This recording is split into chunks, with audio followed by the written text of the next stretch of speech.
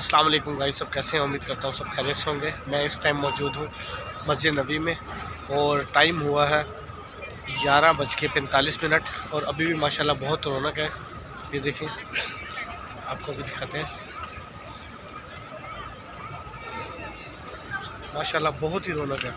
अभी हम जाएंगे अंदर और आपको अंदर के मनाज़िर दिखाएंगे और आपको गुंबद खज़रा की ज़ियारत करवाते हैं सबसे पहले। और मैंने बताया था कि वीडियो में आपको गुंबद खज़रा की ज़ियारत करवाएंगे इंशाल्लाह। और अभी चलते हैं, गुंबद खज़रा की ज़ियारत करवाते हैं। माशाल्लाह बहुत ही खूबसूरत नज़ारा ये आप देख रहे हैं मौलवी साहब।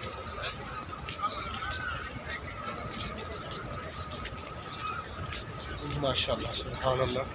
अभी इधर से देखते हैं क्लियर नज़र आता है या नहीं।